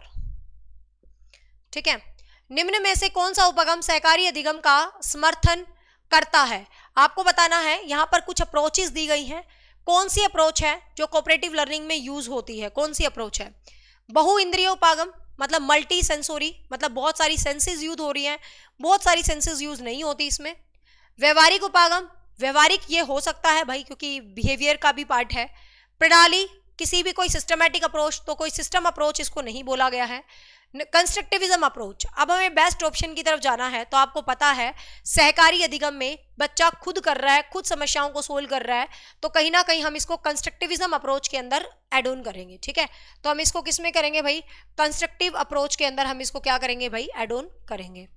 नेक्स्ट है सहकारी अधिगम व्यू रचनाओं के विकास पर निम्नलिखित में से किस अधिगम सिद्धांत पर बल दिया है? मतलब इसके लिए जो स्ट्रेटजीज बनाई गई हैं, कुछ अलग अलग स्ट्रेटजीज हैं, तो कौन सी स्ट्रेटजी है सबसे ज्यादा, किस सिद्धांत ने बल दिया है? संज्ञानवाद, व्यवहारवाद, रचनावाद या निर्मितिवाद? तो यहां पर भी निर्मितिवाद ही आएगा, कंस्ट्रक्टिविज्म यही आएगा। निर्मितिवाद में, एक मिनट, सहकारी अधिगम निम्नलिखित में कौन सा उपागम सहकारी अधिगम का समर्थन करता है? कौन सी अप्रोच है जो कोऑपरेटिव लर्निंग में होती है? तो भाई इस अप्रोच पर काम करते हैं, निर्मितिवाद अप्रोच पर काम करते हैं। सहकारी अधिगम व्यू रचनाओं का विकास, व्यू रचना होता है, व्यू रचना को इंग्लिश में बोलते हैं शायद स्ट्रेटजीज। ठीक है, सहकारी अधिगम व्यू रचनाओं के विकास के लिए किस अधिगम के सिद्धांत पर बल दिया जाता है? अब यहां पर देखो, किस अधिगम के सिद्धांत पर बल दिया जाता है, किस अधिगम के सिद्धांत पर बल दिया जाता है? ध्यान से सुनना, अधिगम थ्योरी। तो अधिगम निर्मितिवाद अधिगम का एक प्रकार है। कंस्ट्रक्टिविज्म जो ब्रूनर ने दिया था, वो अधिगम का एक तरीका बताया था कि ऐसे पढ़ना चाहिए। पूरा सिद्धांत नहीं था निर्मितिवाद, पूरा सिद्धांत का नाम नहीं था निर्मितिवाद। ठीक है, तो किस सिद्धांत पर आधारित हो जाएगा भाई ये? तो निर्मितिवाद की बजाय हम सिद्धांत पूछेंगे तो यहां पर संरचनावाद बोलेंगे, कंस्ट्रक्टिविज्म बोलेंगे। ठीक है, तो हम यहां पर कंस्ट्रक्टिविज्म बोलेंगे, सिद्धांत की बात, वाद, संरचनावाद, कॉग्निटिव लर्निंग थ्योरीज, यस। तो आप इसको संरचनावाद बोलेंगे कि ये एक कंस्ट्रक्टिविज्म है। ठीक है, क्लियर? तो ये आपको क्या है, यहां पर याद रखने हैं सारे क्वेश्चन, मतलब इस टाइप से क्वेश्चन आएंगे। इंडिविजुअल जिम्मेवारी किसकी होती है, किसकी नहीं होती है। तो होप सो गाइज आपको ये समझ आया होगा। And in the last I want to say one thing कि you all are very special for me. मतलब ये मत सोचना कि मैम ने बोल दिया इंग्लिश के लिए ऐसे ऐसे, वो मैंने एक जनरल अपना ओवरव्यू दिया है, बट मैं बिल्कुल आपकी फीलिंग और भावनाओं को समझ सकती हूँ। क्योंकि जब एक बच्चा पूरी जिंदगी इंग्लिश मीडियम में पढ़ा है, सीधी सी बात है, स्कूल में शुरू से लेके आखिर तक इंग्लिश मीडियम आप पढ़े हो, जो नए नए बच्चे हैं अपने, जो रिसेंट जो हमारे पास जुड़ रहे हैं बच्चे, तो आई नो यूर फीलिंग्स। क्योंकि जो पूरी उम्र इंग्लिश मीडियम स्कूल्स में पढ़ रहा है तो उसको हिंदी नहीं अच्छी लगती और ना ही समझ आती। वो एक जनरल ओवरव्यू दिया था कि भाई आपको हिंदी भी पढ़नी चाहिए, ये है वो है, but I will try my best to provide you the English medium notes, so need not to worry. ठीक है ना, बाकी मेन चीज होती है कॉन्सेप्ट को एनालिसिस करना, कॉन्सेप्ट समझ लो तो वो मैटर करता है। बाकी डीआई आपका इंग्लिश में ही है, मैथ्स आपका मिक्स मैच ही है, तो कोई ऐसी बात नहीं। हरियाणा जी के तो होती हरियाणा की है, तो उसमें कोई ज़्यादा, हाँ ये आंसर को छोड़ दो, इसको मत देखो आपकी बिहेवियरिज्म लिखा है, क्योंकि बिहेवियरिज्म सहकारी अधिगम का पार्ट इतना ज़्यादा नहीं है। बेस्ट ऑप्शन में हम कंस्ट्रक्टिविज्म के साथ जाएंगे। ठीक है, इस आंसर को छोड़ दो, क्या लिखा है ये, प्रिंटिंग एरर भी हो सकता है। ठीक है, ये तो हटा रखे यहाँ से आंसर, ये तो पुरानी पीडीएफ है मेरे पास। ठीक है, तो मैं कोशिश करूंगी आपको, बाकी संडे को मैं चीज़ें ऑर्गेनाइज कर दूंगी, और हर एक स्टूडेंट की हर एक छोटी से बड़ी बात मेरे लिए बहुत मायने रखती है, और जो आपको कमी लगती है बेहिचक होकर आप मुझसे शेयर किया करो, और definitely I am going to improve that, मैं उनको डेफिनेटली इम्प्रूव करूंगी, क्योंकि आपका सिलेक्शन ही हमारा टारगेट है, बाकी मेरा कोई टारगेट नहीं है। तो आप टेंशन ना लो, मतलब बस मैं एक छोटी सी बात कहूंगी कि भाई शो ऑफ नहीं है, मेरे पास कुछ बहुत अच्छा आपको सजा सजा के देने के लिए चीज़ें नहीं है, लेकिन चाहे वो कॉपी पे स्कैन है, चाहे वो बुक की स्कैन है, आप उस चीज़ को इग्नोर मारो, बट जो मैं तुम्हें चीज़ दूंगी वो ऑथेंटिक दूंगी बस, ठीक है। संडे को ऑर्गेनाइज करूंगी पीडीएफ सेक्शन, क्योंकि संडे को क्लास नहीं होती ना, इसलिए। साथ में आप स्पेशल क्लासेस में से ये क्लास पढ़ लेना भाई, जीन प्याजे, कोहलबर्ग, वाइगोस्की, ब्रूनर, ठीक है। ये आपका होमवर्क है, ये क्लास आप जरूर पढ़ेंगे, क्योंकि ये क्लास जो अगला अपना चैप्टर है ये बीच में इसी क्लास को है, तो इनको करने की जरूरत नहीं है, ये बहुत अच्छे से कर चुके हैं। आगे मैं देखती हूँ आपको इमोशनल इंटेलिजेंस को एक बार दोबारा अच्छे से करवाऊंगी। इमोशनल इंटेलिजेंस में कुछ नए पॉइंट्स हैं, उनको करवा के, और जो शिक्षण के मॉडल थे उनको देख के मैं समअप करके आपको खूब सारा मटेरियल प्रोवाइड करने की कोशिश करूंगी, ठीक है ना। जिसको ऐप पर क्लास शो नहीं हो रही है किसी भी तरीके से, तो लास्ट वीक ऐप पर अपडेशन डाला था, जिन्होंने अपना ऐप अपडेट नहीं कर रखा, ऐप अपडेट कर लो, आपको सारी क्लास दिख जाएंगी। जिनका ऐप अपडेट नहीं है उनको नहीं दिखेंगी। और जो HPSC का बैच है उसमें जो क्लास है पुरानी वो टीचिंग एप्टीट्यूड फोल्डर में टीचिंग एप्टीट्यूड के नाम से हैं, और जो HSSC का बैच है अपना उसमें HPSC वाले फोल्डर में आपको न्यू लाइव बैच के नाम से आपको शायद क्लास मिल जाएगी, ठीक है ना भाई। सो बाय बाय, टेक केयर, कल मिलेंगे कुछ और न्यू एडिटिंग के साथ। होप सो ये एडिटिंग आपको हेल्प दे रही होगी भाई, चीज़ों को एक तरह से आपका एक ओवरव्यू के साथ कंप्लीशन की तरफ जा रहे हैं हम, ठीक है।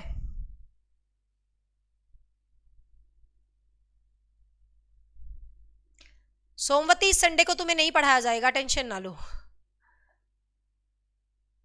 संडे को नहीं पढ़ाएंगे तुम्हें, मुझे ध्यान आ गया तुम इंग्लिश लिटरेचर वाले बैच के स्टूडेंट हो ना। इस संडे को तो राइटिंग सेक्शन करवाया था, लेकिन संडे में कोई क्लास नहीं लूंगी, एक दिन तो खुद के लिए भी होना चाहिए, यूं पागलों की तरह थोड़ा सारे दिन रात लगे रहेंगे यार, एक संडे तो मिलता है, और खुद के लिए कुछ नहीं मिलता घंटा, वो भी ऐप पर क्लास सेट करने में और PDF सेट करने में ही चला जाता है, ठीक है। तो इस संडे को मैं आपको PDF सेक्शन में सारी PDF अरेंज करके दे दूंगी सारी चीजों की, ठीक है, with questions, content and practice. चलो बाय बाय, टेक केयर।